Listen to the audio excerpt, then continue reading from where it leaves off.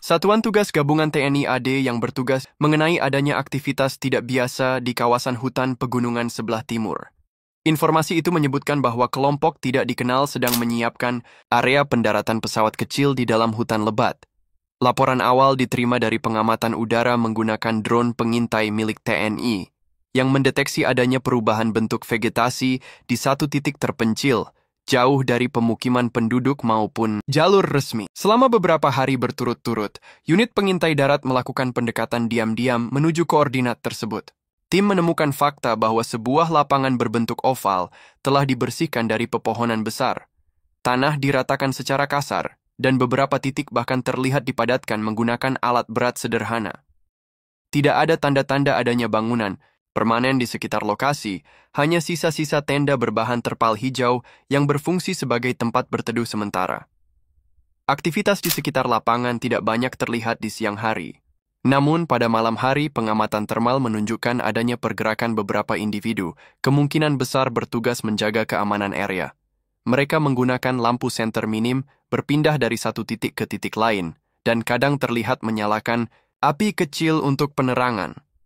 Keseluruhan operasi tampak dilakukan dengan tingkat kehati-hatian tinggi untuk menghindari deteksi. Berdasarkan perkembangan informasi tersebut, TNI AD memutuskan untuk melaksanakan operasi penyergapan pada hari berikutnya. Rencana disusun secara rinci, melibatkan pasukan infanteri terlatih, satuan pengintai khusus, serta dukungan unit udara tak berawak untuk pemantauan real-time. Pendekatan dilakukan melalui 3 jalur berbeda, untuk mengepung lokasi dari arah utara, barat, dan timur secara serentak. Jalur selatan yang mengarah ke lembah curam tetap diawasi melalui pengintaian udara. Menjelang tengah hari, drone pengintai mendeteksi sebuah pesawat bermesin ganda mendekati lokasi dari arah timur laut. Pesawat tersebut tidak mengaktifkan transponder standar penerbangan sipil dan tidak merespon panggilan komunikasi. Bentuk fisiknya memperlihatkan bahwa pesawat ini adalah tipe kargo ringan, dimodifikasi untuk kapasitas muatan maksimal. Badan pesawat berwarna abu-abu kusam, tanpa lambang nasional atau identifikasi operator resmi. Roda pendaratan pesawat memperlihatkan tanda-tanda penggunaan kasar dengan beberapa bagian tampak diperkuat secara darurat. Pesawat berhasil mendarat dengan sedikit kesulitan di lapangan darurat tersebut. Debu dan serpihan tanah beterbangan ke udara mengaburkan pemandangan sejenak. Tak lama setelah berhenti, beberapa individu bersenjata ringan terlihat bergerak menuju pesawat, membawa alat pembuka peti dan peralatan angkut sederhana. Melihat momen tersebut, Komandan Operasi memerintahkan serbuan. Pasukan TNI AD bergerak cepat dari ketiga arah. Mereka melintasi hutan dengan formasi rapat, memanfaatkan pepohonan sebagai perlindungan alami. Setibanya di perimeter lapangan, pasukan segera mengambil posisi strategis untuk mengunci area dan menutup semua kemungkinan jalur pelarian. Tidak ada baku tembak yang terjadi. Begitu menyadari keberadaan TNI, para individu bersenjata panik dan melarikan diri ke arah hutan, meninggalkan pesawat dan seluruh muatan di tempat. Sebagian besar berhasil lolos ke dalam medan hutan yang sulit diakses, namun TNI berhasil mengamankan lapangan dan pesawat tanpa perlawanan berarti. Saat kondisi dinyatakan aman, tim pemeriksa mulai mendekati pesawat. Bagian belakang pesawat terbuka memperlihatkan deretan peti kayu besar yang disusun rapi dan diikat kuat dengan sabuk pengaman kargo. Peti-peti itu dilabeli dengan kode-kode asing yang tidak sesuai dengan standar pengiriman biasa. Tidak ada dokumen manifest penerbangan yang ditemukan di kokpit pesawat. Peti pertama yang dibuka berisi senapan serbu buatan luar negeri, masing-masing dibungkus dengan plastik pelindung dan dilengkapi magasin penuh. Peti lainnya berisi peluncur granat portabel, amunisi berbagai kaliber, rompi anti peluru, teropong bidik malam, hingga radio komunikasi jarak jauh. Jumlah persenjataan yang ditemukan diperkirakan cukup untuk mempersenjatai satu kompi kecil secara penuh. Komandan lapangan segera memerintahkan pemasangan garis polisi di sekeliling pesawat dan lapangan pendaratan. Semua personel diperintahkan menjaga jarak aman sambil menunggu kedatangan tim investigasi gabungan dari TNI dan kepolisian. Tim forensik militer juga dipanggil untuk melakukan pencatatan barang bukti, pengambilan sidik jari, serta analisa muatan. Dalam laporan awal yang disusun di lokasi, dinyatakan bahwa pesawat ini merupakan bagian dari jaringan logistik gelap yang berusaha memasok kebutuhan senjata kepada kelompok bersenjata separatis. Jalur udara dipilih karena akses darat dinilai terlalu berisiko dan mudah terpantau aparat keamanan. Sebagai langkah antisipasi, perimeter pengamanan diperluas hingga radius 1 km dari titik pendaratan.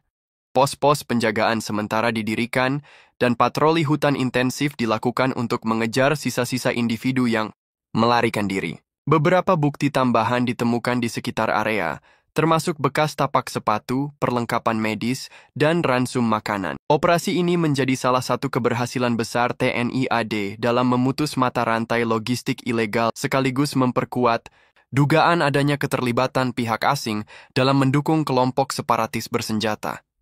Investigasi mendalam terhadap asal-usul pesawat, rute penerbangan, serta jaringan penyelundupan senjata kini menjadi prioritas utama. Setelah perimeter pengamanan berhasil diperluas dan dinyatakan steril dari ancaman langsung, tim investigasi gabungan TNI AD dan kepolisian mulai melakukan penyelidikan awal terhadap pesawat dan area sekitarnya. Setiap prosedur dilakukan secara sistematis, mengikuti protokol pengumpulan bukti di medan operasi militer. Tim forensik militer yang tiba di lokasi segera membentuk jalur evakuasi bukti dengan memasang garis polisi berlapis di sekitar pesawat. Sebelum ada aktivitas pemeriksaan lebih lanjut, seluruh permukaan pesawat di bagian luar difoto secara menyeluruh. Dokumentasi awal ini penting untuk merekam kondisi fisik pesawat sebelum disentuh, agar jejak-jejak seperti sidik jari, goresan, atau tanda-tanda modifikasi ilegal dapat diteliti lebih dalam. Pesawat, yang secara kasat mata tampak sebagai jenis kargo ringan berbadan kecil, menunjukkan beberapa anomali. Tidak ditemukan nomor registrasi pesawat atau tanda kebangsaan resmi pada badan pesawat. Cat pada permukaan pesawat terlihat kusam dan tidak rapi, mengindikasikan pengecatan ulang darurat untuk menghilangkan identitas aslinya. Pada bagian dalam pintu kargo, tim menemukan sisa stiker logistik yang telah disobek paksa, menyisakan huruf-huruf samar dalam bahasa asing. Pemeriksaan terhadap kokpit pesawat menghasilkan temuan yang mengejutkan. Panel instrumen utama sebagian telah dimodifikasi. Beberapa alat navigasi standar telah dilepas, digantikan dengan sistem navigasi berbasis tablet komersial yang terpasang seadanya. Kotak komunikasi radio pesawat dinonaktifkan, diduga untuk menghindari pelacakan sinyal oleh radar pengawas penerbangan sipil atau militer. Di kursi pilot, ditemukan 2 buah peta topografi manual yang menandai jalur penerbangan tidak resmi. Jalur tersebut menghindari seluruh zona radar aktif dan mengandalkan titik-titik pendaratan darurat di kawasan hutan terpencil. Temuan ini menguatkan dugaan bahwa pesawat digunakan secara rutin untuk operasi penyelundupan berskala besar. Sementara itu, peti-peti kayu di ruang kargo diperiksa satu persatu. Total ada 24 peti kargo besar, dengan berat bervariasi. Setiap peti ditandai menggunakan cat semprot dengan kode tertentu, namun tidak ada dokumen manifest resmi yang menyertai. Dari hasil pembukaan peti pertama hingga terakhir, tim menemukan muatan persenjataan berat.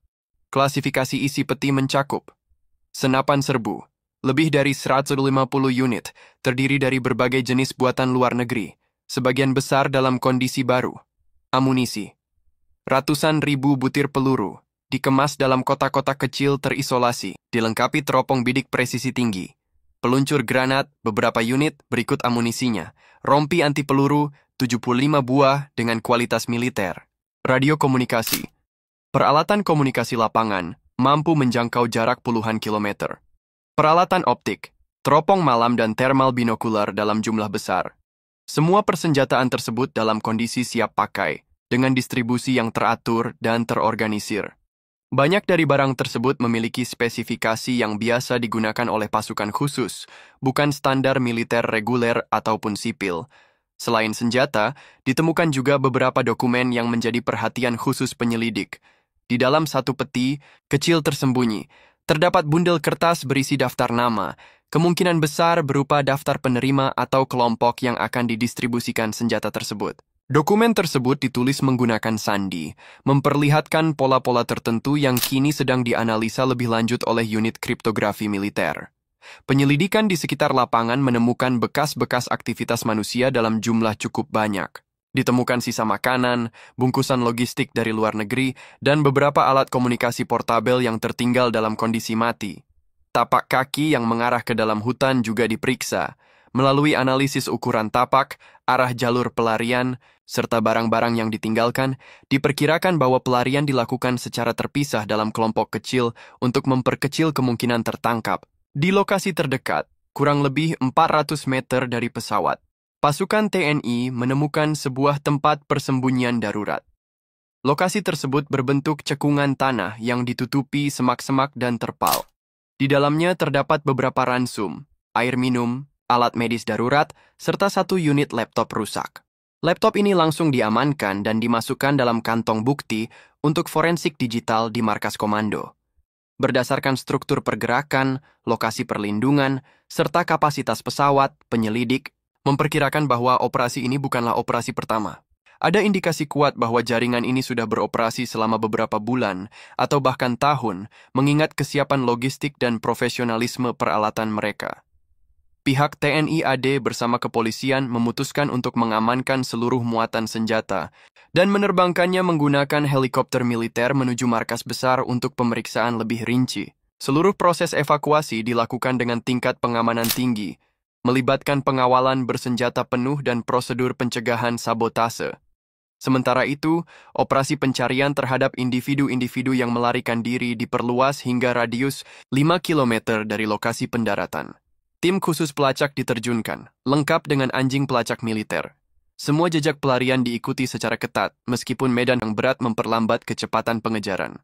Penyelidikan awal ini menjadi titik terang penting dalam memetakan jaringan pasokan senjata ilegal. Temuan ini membuka kemungkinan besar adanya keterlibatan jaringan internasional dalam mendukung kelompok separatis, bukan hanya melalui jalur darat, melainkan juga melalui jalur udara ilegal yang memanfaatkan kerentanan wilayah perbatasan. Operasi ini tidak hanya berdampak pada pengamanan daerah, tetapi juga menjadi bahan evaluasi serius terhadap perlunya peningkatan pengawasan terhadap jalur udara liar. Seluruh hasil investigasi tahap awal ini akan disusun dalam laporan rinci untuk diteruskan kepada Komando Pusat, sekaligus menjadi dasar untuk operasi lanjutan dalam membongkar seluruh jaringan yang terlibat.